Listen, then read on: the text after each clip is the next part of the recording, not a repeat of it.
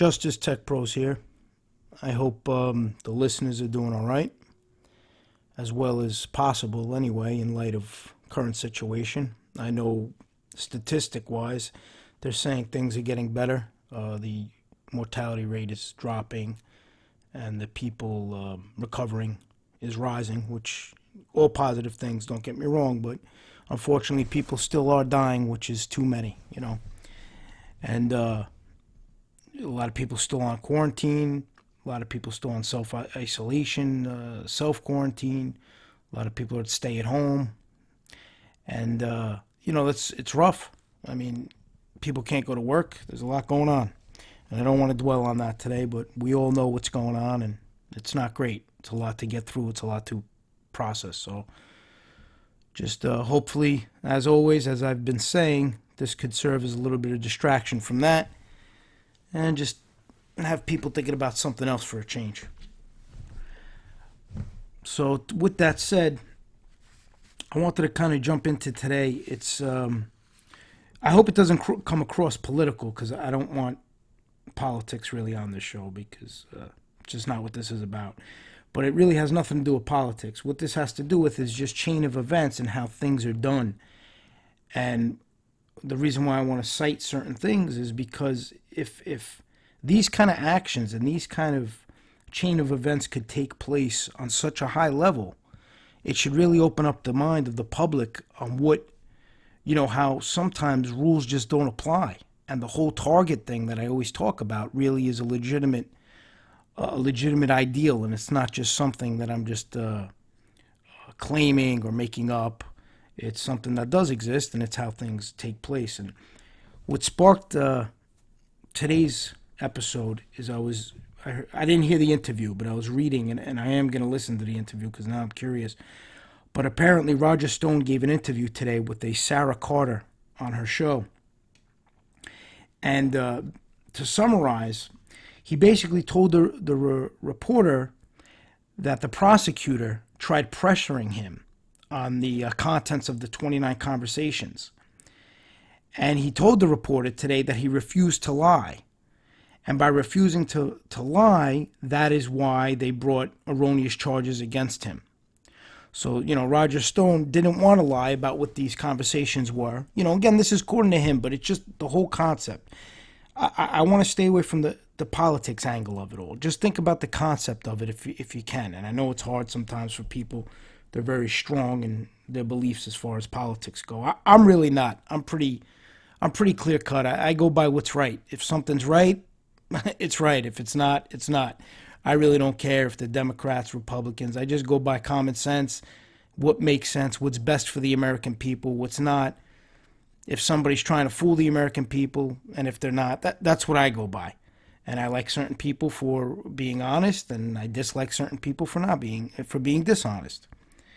And I'm very capable of respecting somebody even if I don't like them. So I just want to go by the overall concept here and what took place. And it's very disturbing. I mean, he goes on to say, obviously, how his life was turned upside down. But what was really disturbing was he said on July 24th, the Mueller prosecutors offered my lawyers a deal, said Stone. If Stone will fess up, if he will recharacterize 30 phone conversations between myself and candidate Trump, which they had phone records of but no tapes of, if I would correctly remember the way they wanted me to, they would recommend no jail time for me. And I refused. That's what this whole atrocity has been about. So I quoted that, and now think about that. That's a huge problem, and the American people needs to see that regardless of beliefs. If that's true, which, I personally tend to believe it is, only because I've experienced these things firsthand, but just open your minds up if you don't believe it's true, and just think, give them the benefit of the doubt on that. Just think of how that could take place in today's day and age. Basically, you have prosecutors who are telling your attorneys, if you say what you want them to say to fit their case and to get the target that they're going after, they're going to recommend no jail time. Even if it's true or not true is irrelevant. So the truth gets dropped. And their sights now just get set so focused and so intensely on getting somebody and winning their case that ethics go completely out the window. Truth goes completely out the window. So they're basically telling you, they're telling this person, and this happens all the time. But what I feel is positive about it happening on this level is maybe the public will get a grasp of what takes place, because I know a lot of the times they don't think these things happen. You know, and it's not that they live in fantasy land. I don't know what it is. Maybe they're just naive. Maybe they don't have certain exposures in life. They don't come across these type of things. But this is the reality of what takes place. And I'm not making it a blanket statement. I'm not saying every prosecutor is like this. I'm not saying every FBI agent's like this, every law enforcement. That's not what I'm saying. But my problem is, even if a few are, that's a huge problem in the system, and there's no checks and balances. So now if they tried pressuring this guy to say what they wanted him to say, and they told him basically change his story, go with the narrative that we're painting, and if you don't, we're going to put you in jail. And if you do, we're going to recommend no jail time. And that's how it always plays out. And that's what people don't see, and that's what the jurors don't see. And I think that's what's so frustrating. You know, and I was reading a little bit more about it all, and I was reading into Flynn, you know, and I just read one thing that bothered me, where Flynn had said that if he didn't really want to take the plea. But according to him, he said the prosecution team threatened to go after his son if he did not sign that plea. Now, I just don't know how these things are even legal and allowed. How can you tell somebody, a defendant, if they don't take a plea, they're forcing you to take a plea, or we're going after your son. So if you don't do this, we're going after your son. What father isn't going to do whatever they say? You know, my background, my upbringing, that's not an option. If you could save your son, save your daughter, save your wife, save your family, you're going to do it. And it's so disturbing to be a defendant, to have to be put in that position. And I'm using these as an examples, but this happens all the time. This is the reality. I've seen it firsthand, where they'll leverage people, they'll leverage family members. You know, that's just what they do, and it's really unacceptable. And the problem is, I'm starting to realize, which I don't like, and I'm hoping maybe I'm wrong and it changes, that these things just aren't going to change. And the only way that it can be changed, in my opinion, is to have an intelligent jury, and a savvy jury, and a commonsensical jury who sees these things, so they could almost negate all of these actions. Because I don't know if it could ever be changed on this kind of level. You know, when you have individuals so high up on the chain in government experiencing this firsthand and getting set up and getting forced to take pleas. And again, try to remove the political side of this. Try to take that aspect out of it. I'm just going by the concept here. So I hope you understand the angle I'm trying to hit this at. It's not about, you know, an individual here. I'm just going by the concept of what tactics took place. So I just would like the listeners to focus on that.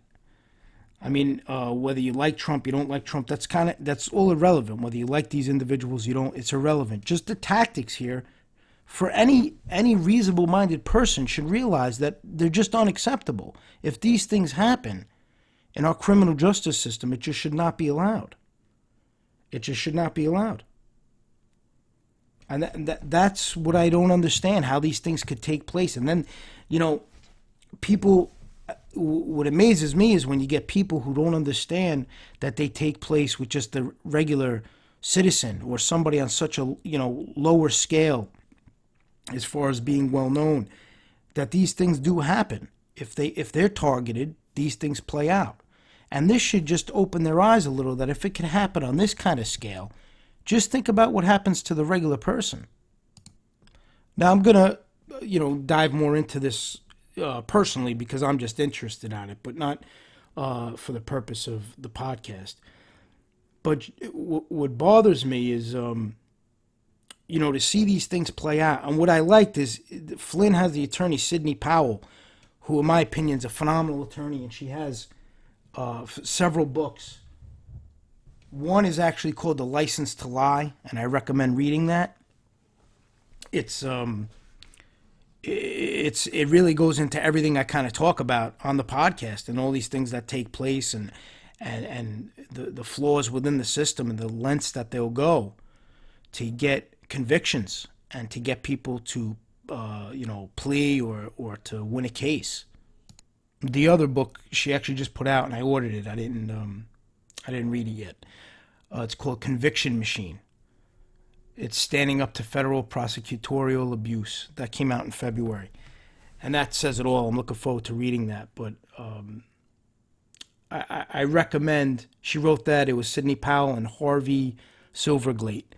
And I recommend, I didn't read it yet, but I'm sure it's a very good book. It's very interesting, if you're interested in just seeing what takes place. But, you need more people like that. You really do. You need people who just look at things fairly and look at the law and look at how it's applied and then look at tactics that are used. And it's funny because I was reading the description on the book, and the first thing it says is prosecutors can indict a ham sandwich. And if you listen to podcasts, I've said that several times. And it's not my saying. It's been a saying. And it's the truth. It really is.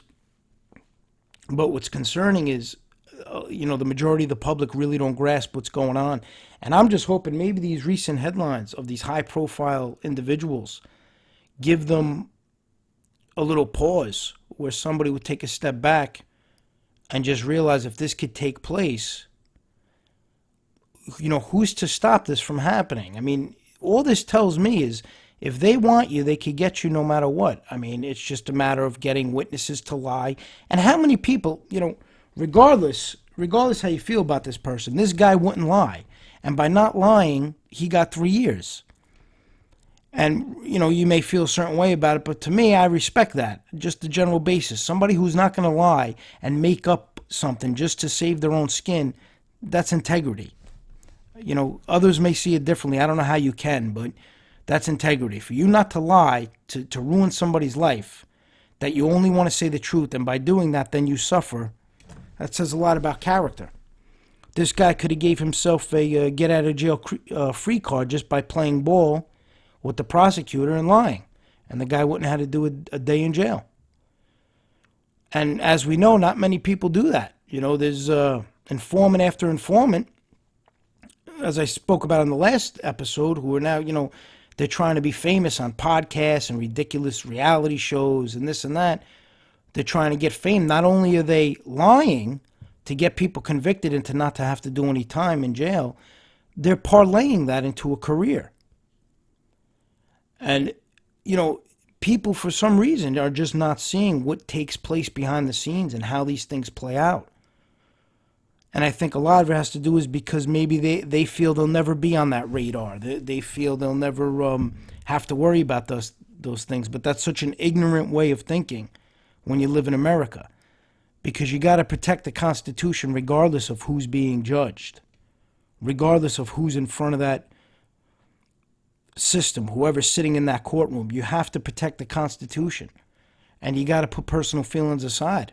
And you should be judged based on the law, not based on tactics. Not based on a team of prosecutors who decide to get, witnesses and turn them and threaten them. They're threatening them. They're telling them, if you don't do this, we're going after your son, and we're going to indict your son. Now imagine the average citizen taking that kind of tactic with somebody. If you don't do this, I'm going to do something to your kid, or I'm going to, do something to somebody you care about. That's a crime. You go to jail for that. You can't do things like that. But yet they're allowed to do it in the name of the law. And there's no repercussions for it. They took a shot, it didn't work, and that's it. End of story. They keep going. But now if this guy wanted to go along and play ball, who knows what would have happened? Who knows how things would have played out?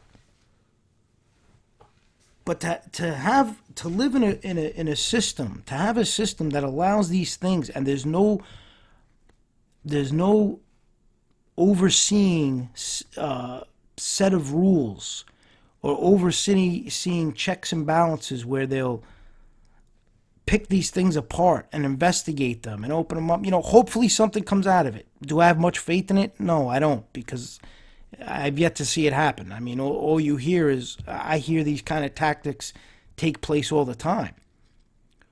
I'm just discussing it more so now because it's in the news. It's all over the place. So I'm glad in the sense that people are reading about it. People are maybe taking notice and understanding that this is a reality. This is what takes place. These are the tactics, and these are the type of deals and the type of avenues that they'll travel to get somebody convicted, to get a conviction. If a witness tells the truth and it doesn't line up with the story that they want to have play out in court or the charges, they'll try to get the witness to change the truth. And that's a huge problem. Imagine the defense team put witnesses up to lie. You know what would happen to every lawyer would get disbarred. If the defense had a witness and they told the witness, to make up a story to save the defendant, everybody would get disbarred. And it's just amazing. I mean, nothing happens. Nothing happened to these prosecutors, to these agents, to these individuals who are not playing by the rules, because in their mind, and that's what they think. In their mind, they think they're doing a greater good. So the ends justify the means. And that's not how the law works. They can have that crazy way of thinking in their head, but they shouldn't be able to act on it and not have to deal with the repercussions of it and not have to be accountable. I did a whole episode on accountability, and this ties right into it. I don't know how you could get away with all these things and there's nothing to be accountable for. You could make all these decisions, try to ruin all these lives, and there's no way of being accountable. You don't have to worry about being accountable. But the same set of rules don't apply for the defense side. If the defense gets caught in doing any of these type of tactics, that's the end of their career. That's the end of their client. That's the end of everything. These things just don't make sense to me on a common sense level, and I really hope listeners, even those who agree or disagree with what I say, just understand that the way I try to evaluate things on what's fair and just going by the justice system. As you know, I have my own point of view on a lot, and I voice it. But when I ask you to analyze a situation, I don't want you to look at it through my eyes. Just look at it through fair and impartial eyes. That's how you have to look at a situation. Forget about how I view an informant, how I view if somebody, wants to give up their friends to save their skin. Forget about that. Just look at the logistics of it.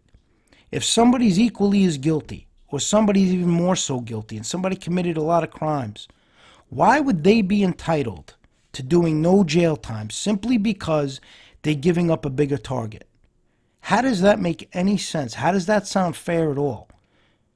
A bigger target, in whose mind that it's a bigger target? Shouldn't the crimes be weighed?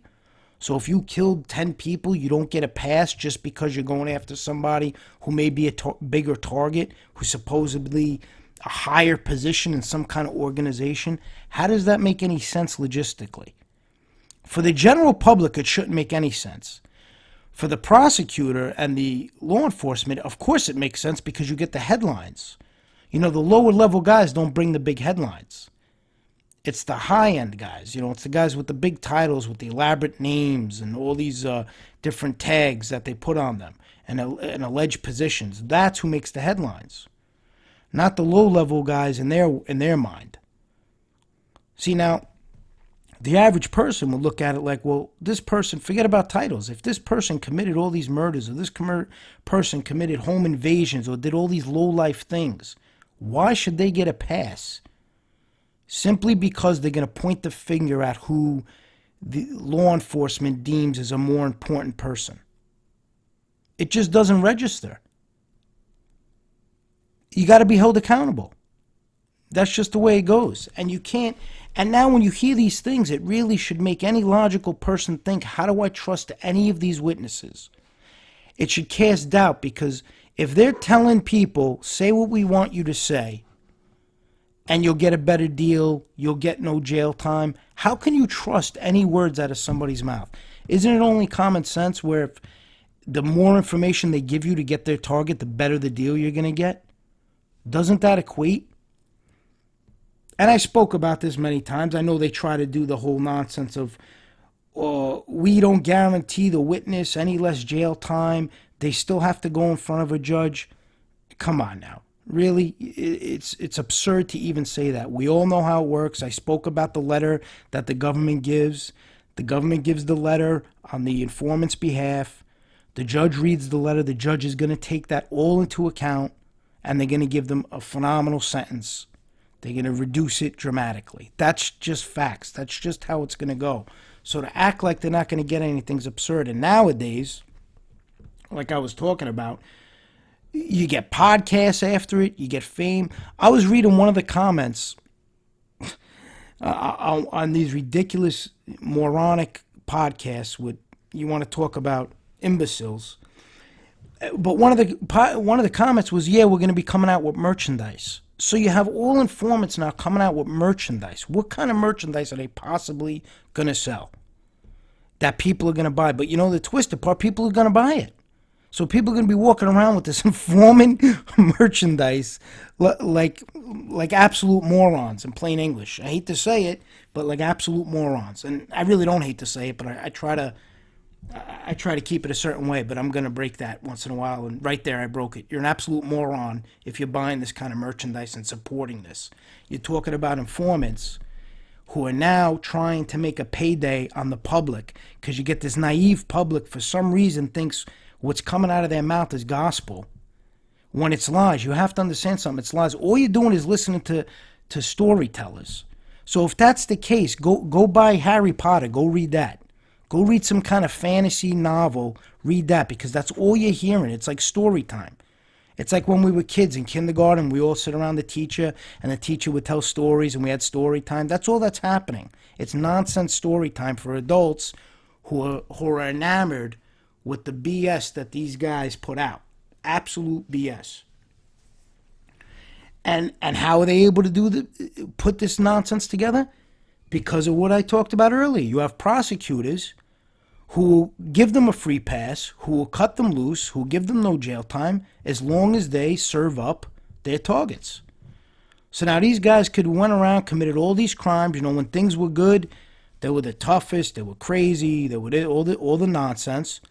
As soon as they got jammed up, they did whatever they needed to do to save their skin, and now create a whole career for themselves with merchandising. I mean, the good aspect of it, this is gold for defense teams. I mean, these comments are gold. These podcasts are gold. Because all that's going to do is help the defendants. Because you're going to really pull back the curtain and show the jury what really takes place. You know, I only wish these things came out months earlier, because honestly, I would have used a lot of this on my father's case.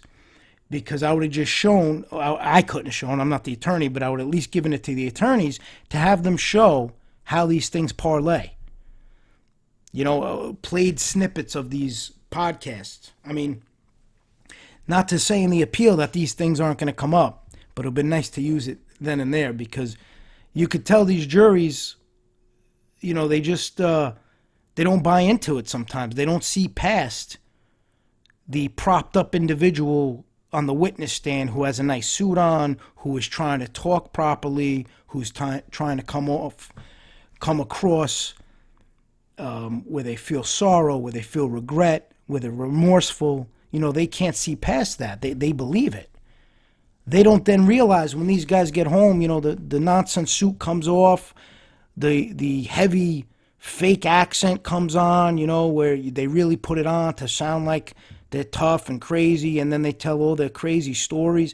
They don't realize what takes place when when the cameras are off, so to speak, when they're not doing a performance which they were prepared for by prosecutors and by law enforcement. So if you could give them a little insight in that, it's going to raise some eyebrows. And what's going on now should really raise eyebrows. What's going on publicly? I mean, where it's coming out little by little what the feds apparently did. You know, certain FBI agents did to get, and these prosecutors, which is even more disturbing, because I think actually that bothers me more than the law enforcement. When you have law enforcement who may be a little overzealous, I don't know, that's almost expected sometimes. But when you have a prosecutor who's supposed to be somebody who comes out of law school, who's supposed to go by the law, and they're not, and they come out with a vendetta, and they come out with such a biased way of operating when they're only supposed to be doing their job. I think that's what's really disturbing. I think that's what bothers me most.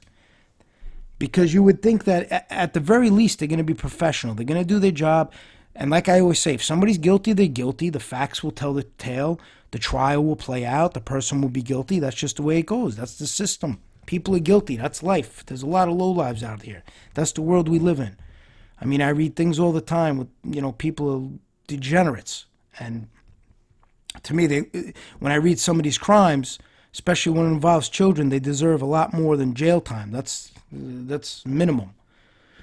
But my point is, if you're going to be a prosecutor, just do it properly. That's all. I don't think there's anything wrong in asking that.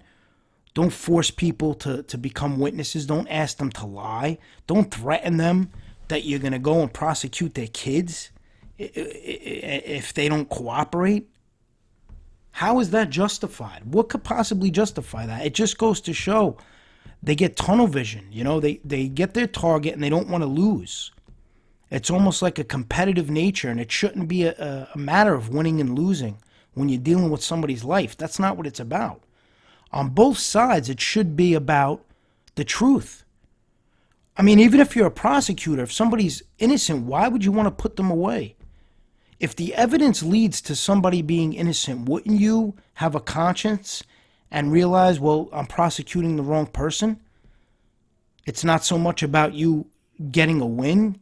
Wouldn't something click inside you that says, I'm going down the wrong path here? All this evidence does not lead to this defendant. I think law enforcement made the wrong arrest, and this is incorrect. And I'm not saying you just throw your hands up. I mean, morally, you should, but okay, say you don't want to throw your hands up and just say we got it wrong. Don't force the facts then. Just let it play out.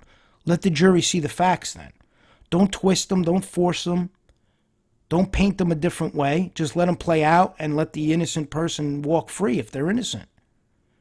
But to force a conviction based on some kind of bias and some kind of agenda and some kind of vendetta, I don't know how there's room for that in the justice system. And these judges that allow it, shame on them to allow these things to play out. Judges are very smart individuals. I mean, the amount of schooling, the amount of book smart you need, the amount of the ability to read people. They're very intelligent people. So they know what's going on in their courtroom. And I believe if they allow it to play out or they don't, is a character trait. It's whether or not they want it to go a certain way. So if you see rulings going a certain way and you see things happening, it's not because, if it's so one-sided and so blatant, unfortunately, it shows what's really at play, and it shows that you're not dealing with a fair judge. And that's the problem, when you get individuals who aren't dealing with a fair system, how do they have a shot? They don't. If you get wrapped up and you have prosecutors such as this one that I read about, where they're forcing people to take pleas, or, they're trying to threaten people, and they're trying to twist people into saying things that are inaccurate and change accounts and change stories. And then if you have a judge on top of it who's backing that up, how do you win a case like that? You can't. It's impossible. And it all goes into one big ball, and then it all rolls into people taking pleas even though they're innocent, because when people see these things playing out, they can almost see the writing on the wall. And that's what's scary about this whole system, how once you get sucked in, if you happen to pull the short stick, and what I mean by that is you happen to pull the stick where you're not going to get a fair prosecution team, you're not going to get a fair judge, there's no way you're going to win.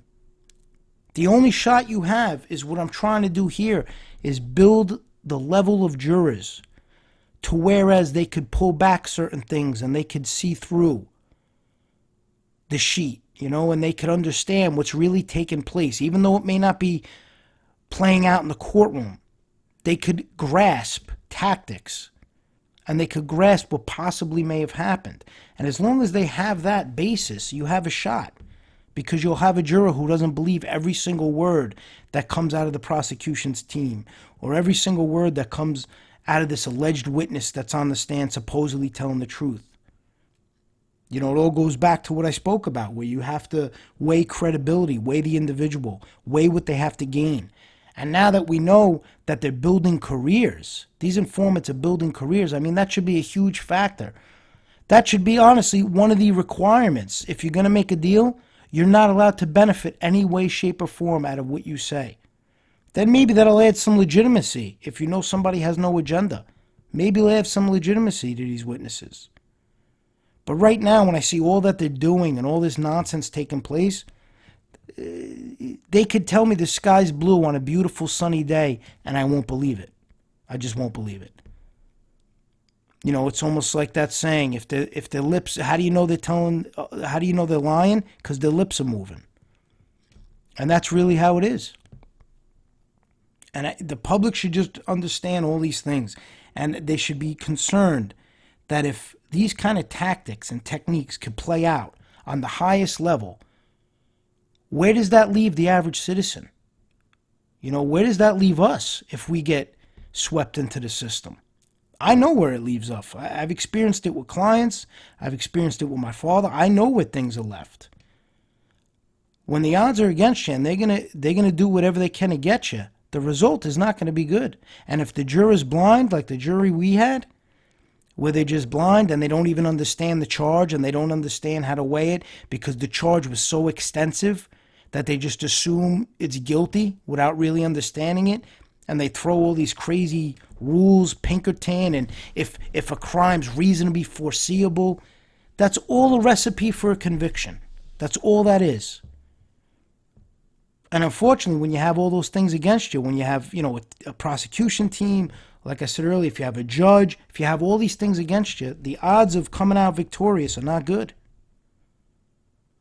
And hopefully, I got to say, the show is growing very nicely, and I thank all the listeners. I guess the last episode was popular because after that, it really started growing. We broke 1,000 listeners. So I feel good about that in the sense that at least, people are, if they're understanding what I'm saying, maybe they like what I'm saying, maybe they don't like what I'm saying, but they're describing, I don't know. But either way, it's good in the sense that I believe people understand what I'm trying to accomplish here. And I'm not trying to get on a soapbox, and I'm not using this for what people would normally use a podcast for. I'm just trying to educate and open up the minds of the listeners. And I will voice my opinion. You could agree with it. You could not agree with it. It is what it is. But I think to have a little bit of an expansion on how normally the public deals with things and weighs things and analyzes things could only help defendants and could only help the system. And the prosecutors out there, I'm sure they would appreciate the good ones, the ones who go by the law. I'm sure they appreciate people wanting to go by the law and not looking to invent tactics. A solid prosecutor and a solid attorney, they try to follow the rules. They follow the rules of engagement. They don't need to be advised on it. But the ones who look to bend the rules and break the rules, that's where I have a problem. And that's what my whole podcast really circulates around. It's when what's written in the textbooks don't play out in the courtroom. That's when it's a big problem. Well, that's it for today. And again, I thank all the listeners. I'm actually amazed that we broke 1,000. I'm excited about that. And everybody stay safe. Oh, and one thing I wanted to add, if you have any questions or there's something you'd like to hear about, or you just want to maybe discuss a case you experienced, set up an email. It's podcast@justicetechpros.com. So you could just send an email there for, like I said, any questions or something you want to voice or an idea you have. Again, that's podcast@justicetechpros.com. Everybody stay safe, and until next time, thank you.